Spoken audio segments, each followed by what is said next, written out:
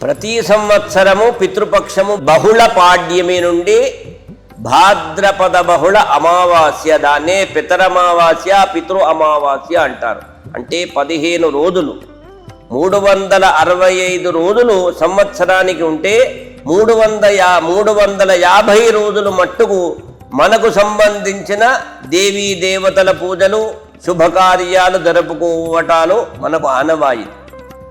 కానీ ప్రతి వసతి గృహములో వంశములో గతించిన తల్లిదండ్రులు తాతలు పెద్ద మనుషులను ఉద్దేశించి దాన్నే పితృపక్షము అంటారు. మనము దేవీ దేవతలు ఎప్పుడూ ఆలయాలకు వెళ్ళినప్పుడు ఆచరిస్తాము, వసతి గృహములో సందర్భానుసారంగా చేస్తూ ఉంటాము, ధార్మిక క్షేత్రాలలో చేస్తూ ఉంటాము. అది సహజంగా సంప్రదాయంగా వస్తూనే ఉంది. కానీ పితృపక్షములో పితరులకు సంబంధించినటువంటి శ్రాద్ధాది కార్యాలు చేయకపోవటం వలన పితృదోషాలు కలుగుతూ ఉంటుంటాయి. కనుక ప్రతి వాళ్ళు దాన్నే పెద్దల పండుగగా గౌరవిస్తారు. ఈ భాద్రపద బహుళ పాడ్యమి 2025 సెప్టెంబర్ 8వ తేదీ నుండి సెప్టెంబర్ 21వ తేదీ వరకు 15 రోజులు పితృపక్షము అనబడుతుంది. ఈ పితృపక్షములో పితరులను, వంశములో గతించిన తల్లిదండ్రులు తాతలను పెద్ద మనుషులను ఉద్దేశించి వాళ్లకు సంబంధించినటువంటి పితృకార్యములు నిర్వర్తించాలి.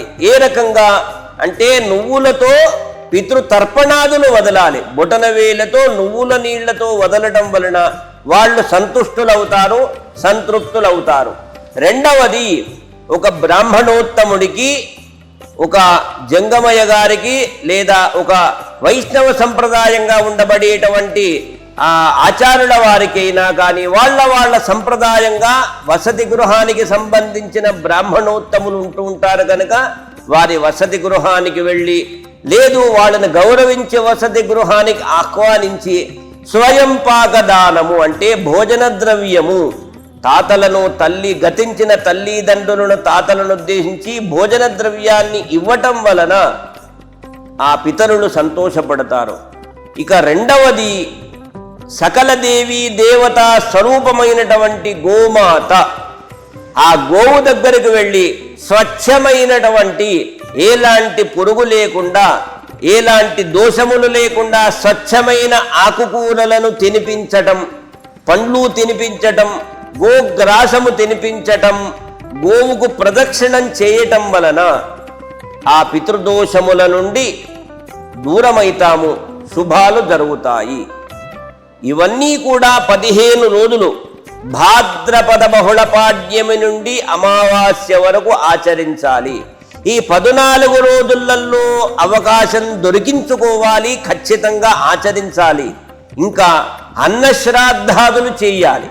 వంశములో వసతి గృహములో మరణించిన గతించిన తల్లిదండ్రులను తాతలను పెద్ద మనుషులను ఉద్దేశించి అన్నశ్రాద్ధాదులు చేసి బ్రాహ్మణోత్తములకు భోజనాదులు పెట్టడము, భోజన ద్రవ్యము స్వయంపాకదానము చేయటము, లేదు కనీసము చివరిగా వచ్చే పితృ అమావాస్య రోజైనా కానీ దాన్నే పితరమావాస్యగా పిలుస్తూ ఉంటారు. ఆ పితృ అమావాస్య 2025 సెప్టెంబర్ 21వ తేదీ రోజున, ఆదివారము రోజున వంశములు వసతి గృహములు గతించిన తల్లిదండ్రులు తాతలను ఉద్దేశించి ఒక బ్రాహ్మణోత్తముడికి స్వయంపాకదానము, లేదా సకల దేవతా స్వరూపమైన గోవు దగ్గరకు వెళ్ళి స్వచ్ఛమైన ఆకుకూరలు తినిపించటము, పండ్లు తినిపించటము, లేదు ఆకలితో ఉన్న వారికి భోజనాన్ని పెట్టటం వలన ఆ పితరులంతా అనుగ్రహిస్తారు. పితరులు లోకములు ఆ వసతి గృహములో పితృదోషాలు తొలగిపోతాయి, ఆరోగ్య శుభాలు జరుగుతాయి. ప్రతి ఒక్కరికి జాతి మతము కాకుండా ప్రతి మానవ జన్మ ఎత్తినందులకు ఈ పితృపక్షములో ప్రతి ఒక్కరు వాళ్ళ శక్తి అనుసారముగా శ్రద్ధానుసారముగా ఖచ్చితంగా అన్న శ్రాద్ధాదులు చేయాలి, స్వయంపాక దానములు చేయాలి. చక్కగా తల్లిదండ్రులను గతించిన తల్లిదండ్రులను ఉద్దేశించి తిలతర్పణాదులు వదలాలి. సకల దేవతా స్వరూపమైన గోవు ఆవు దగ్గరికి వెళ్ళి గోగ్రాసము ఆకుకూరలు స్వచ్ఛమైనవి తినిపించాలి. ఇవన్నీ చేయటం వలన మన వసతి గృహములో పితృదోషాలు తొలగిపోయి ఆరోగ్య సకల శుభాలు జరుగుతాయి. కనుక ఇవన్నీ కూడా ఒక మానవుడికి 86 లక్షల జీవులలో ఒక మానవ జన్మకి ఇవన్నీ విహించినారు. పశుపక్ష్యాదులు సకాలములోనే అవి లేస్తాయి, కాలకృత్యాలు తీరుస్తాయి. కానీ మానవుడికే చక్కగా దాన ధర్మాలు చేసే యోగ్యత, గంగా గోదావరి స్నానాలు చేసే యోగ్యత, తల్లిదండ్రులను గౌరవించే యోగ్యత. కనుక తల్లిదండ్రులను వృద్ధాశ్రమాలలో పెట్టకండి. ఎందుకంటే షష్ఠి పూర్తి 60 పూర్తయితే 6 సంవత్సరముల మాదిరిగా ఉంటారు తల్లిదండ్రులు. మనము ఒకరోజు వృద్ధులమైతాం. వాళ్లకు ఆకలితో ఉండదు, బట్టలు ఆభరణాలు ద్రవ్యముతో ఉండదు. మా సకుటుంబ సపరివార మధ్యలోనే జీవించాలని కోరిక ఉంటుంది. కానీ వాళ్లను ఎక్కడో ఓల్డేజ్ హోములలోనో వృద్ధాశ్రమాలలోనూ పెట్టకుండా మన వసతి గృహములో ఇంటికి పెద్ద దిక్కు తల్లి తండ్రి, తాత నానమ్మ, తాత అమ్మమ్మ వాళ్ళుంటే ఇళ్ళు కళకళలాడుతాయి. వాళ్ళ ఆశీపూర్వకంగానే మనము ఈ స్థాయిలో ఉన్నాము అనేటువంటిది. తల్లి జన్మనిస్తే తండ్రి అభివృద్ధి కారకుడవుతాడు. మనము ఎంత ఉన్నత స్థాయికి వెళ్ళినా ఆ అమ్మ కుమారులమే. కనుక తల్లి రుణాన్ని తండ్రి రుణాన్ని ఎంత చేసినా తీర్చుకొనలేము. కనుక కుపుత్రో జాయేత క్వచిదపి కుమాత నభవతి. ఉంటే దుష్టుడైనటువంటి మూర్ఖుడైన కుమారుడు ఉంటే ఉండవచ్చుగాక వేలల్లో లక్షలలో, కానీ దుష్టురాలైనటువంటి కన్న తల్లి ఉండదు. ఆమె తినకపోయినా ఆమె గర్భములో 9 మాసములు భారంతో మోసి నేను ఉండకపోయినా వాడు శిశువు రక్షింపబడాలి. కనుక కన్న తల్లి రుణాన్ని మనం ఎంత చేసినా తీరదు. కనుక కన్న తల్లి సౌందర్యవతి కాదు, విద్యావంతురాలు కాదు, అమ్మ ఆవు అనేటువంటిది సంప్రదాయంగా వస్తుంది. కనుక కన్న తల్లిదండ్రులను వృద్ధాశ్రమాలలో ఉంచకుండా మనము వాళ్లను ఆసరగా ఉంచుకొని వాళ్ళ అనుభవాలు ఎన్నో ఉంటాయి. ఏ కార్యాన్ని తలపెట్టినా వాళ్ళ అనుభవాన్ని తీసుకోవాలి. తల్లి దగ్గరికి వెళ్ళి ఒకసారి కాళ్లను చేతులను తాకితే, ఆ స్పర్శ తాకితే అబ్బా నా పుత్రుడు తాకినాడు అంటే పాదములను స్పృశించి నమస్కారాలు చేయాలి. వాళ్లకు సేవ చేసుకోవాలి. కనుక ఉన్నంతసేపు సంపద ఎవరు పట్టుకుని వెళ్ళరు. కనుక అమ్మ వెళ్ళిన తర్వాత అమ్మ లేని లోటును ఎవరు పూడ్చలేరు. ప్రపంచమంతా కూడా అన్నీ ఉంటాయి.